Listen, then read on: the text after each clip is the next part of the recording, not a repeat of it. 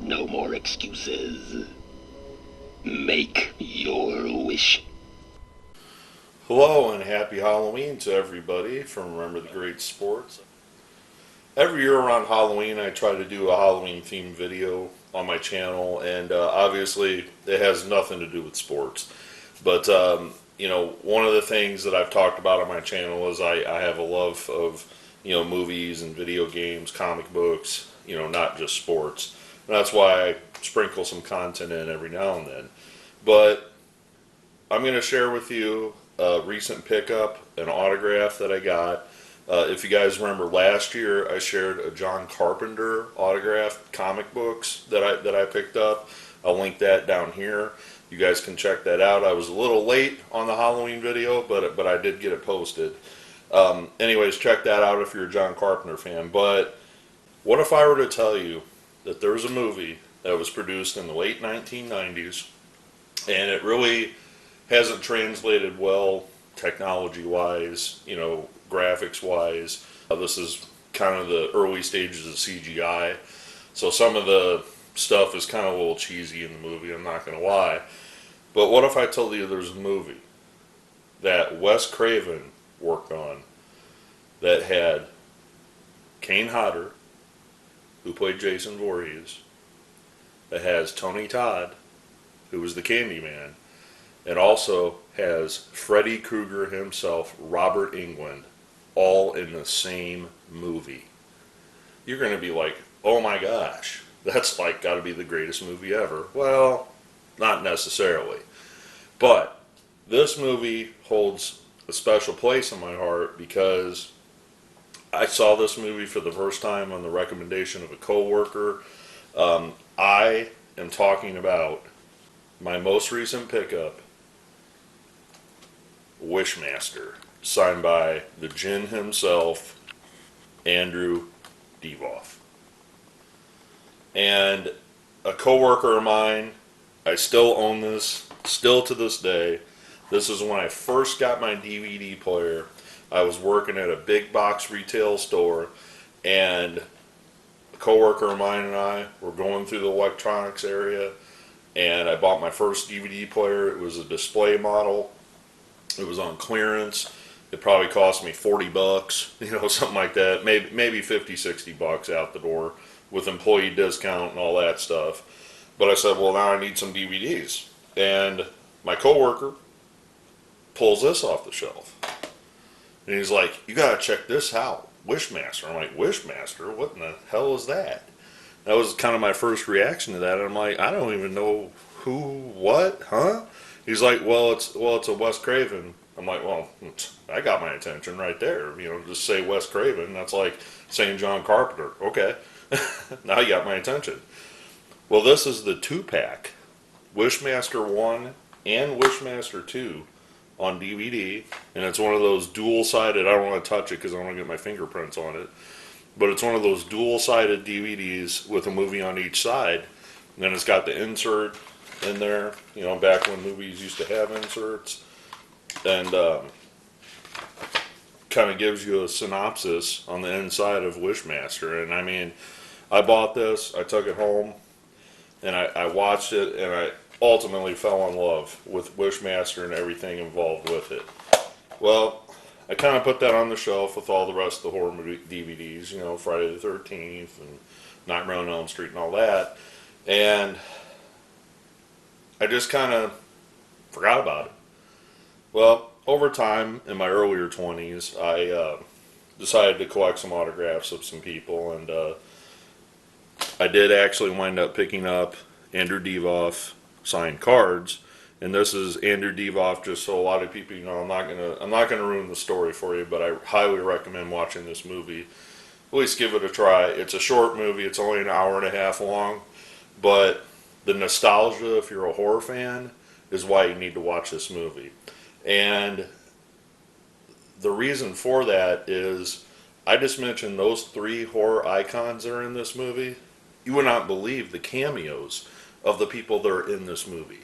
So I'm going to run down a cameo list here of people and what movies they were in. And if you're a horror fan, just to watch this, to see these people in a different setting would be the best way to put it, because I'm not going to ruin it, but Robert Englund, Kane Hodder, and Tony Todd aren't bad guys in this movie.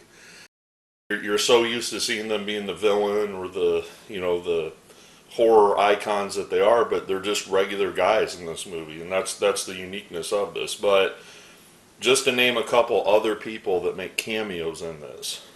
Now, right off the bat, you know how horror movies used to give you the intro, when they talk at the beginning, kind of like setting it up, not like Star Wars, with the scrolling thing, but there's, like Texas Chainsaw Massacre, they read the little prelude to you.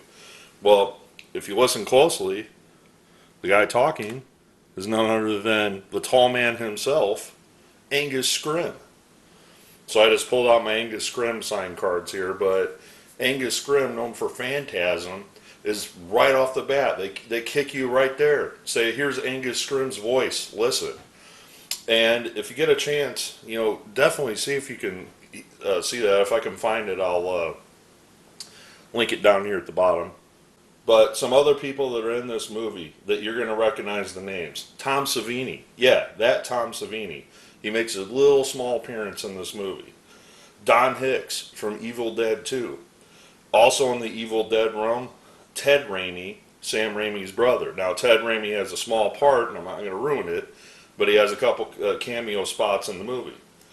Joseph Pilato, excuse me, I said that wrong, from Day of the Dead fame is in this.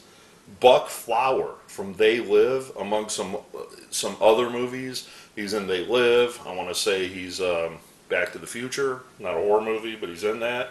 And finally, and just again, a brief appearance, Reggie Bannister, also a Phantasm fan.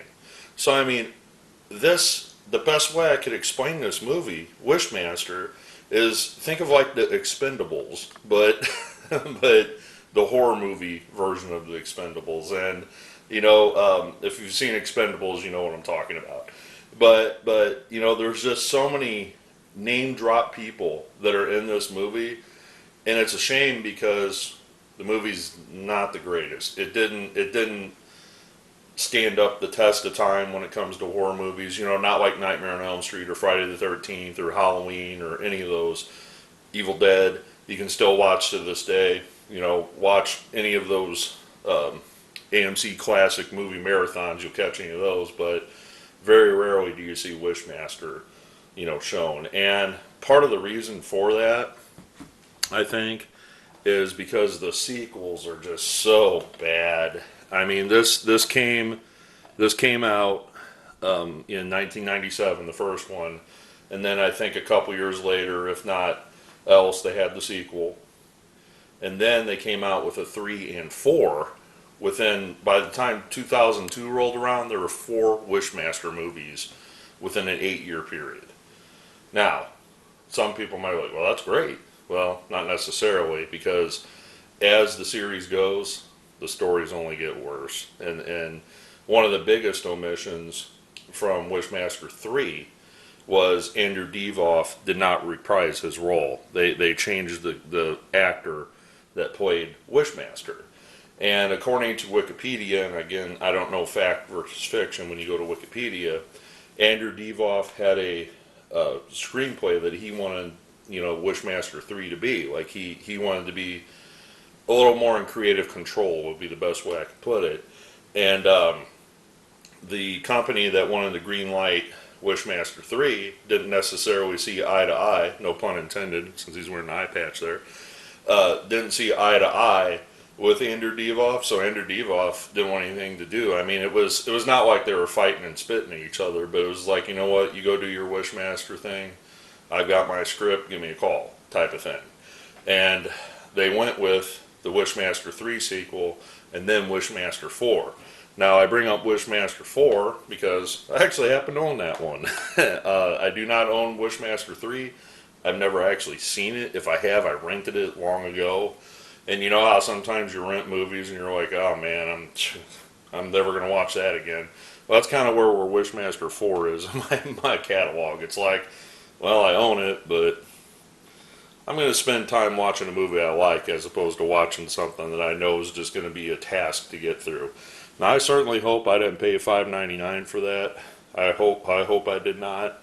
My hope is more that I paid like $1 or $2 for this. I found it in one of those bargain bins, but this is not a good horror movie at all. But if you think about horror movie franchises, by the time you're at the fourth movie, really, what do you got to write with? I mean, the I'm not sure about Wishmaster 2, but I know 3 and 4 went direct to video or direct to DVD, I guess you would call it. And, those were not highly regarded movies if they're going direct to DVD when they're produced. So, again, I am a Wishmaster fanboy. I bought this for just $20 plus shipping. The seller originally had 25, I think he wanted for it, and I said, "Hey, we knock $5 off. I'll buy it right now," and they agreed to it. And I looked at this as a piece that if I ever get to see Robert Englund, or I ever get to see Kane Hodder, or I ever get to see any of those other, Ted Raimi, on down the list, perfect item to get signed, already signed by the Djinn himself.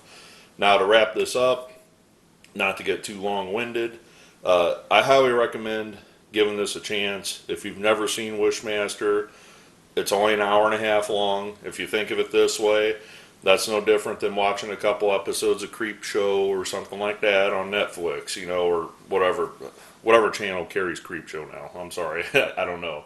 But just think of it that way. And, there is a lot of cheese to it, I'm not going to lie.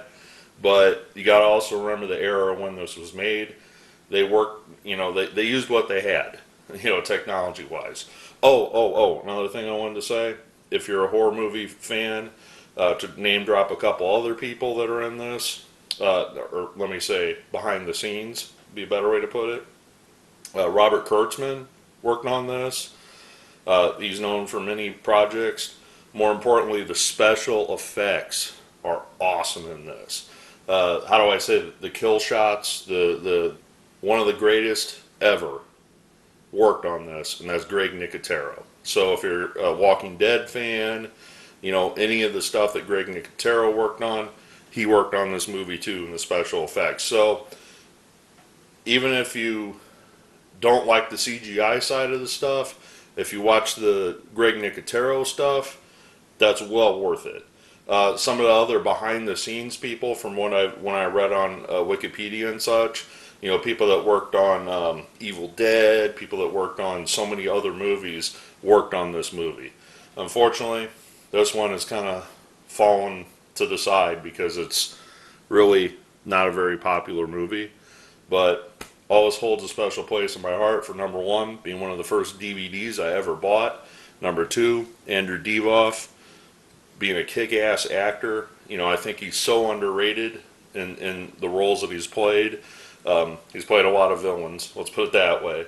But definitely recommend watching Wishmaster. If you guys like this type of content, let me know. Also check out my other Halloween content. I'll link some videos down in the description. Check those out too if you get some time. As always, happy collecting and happy Halloween.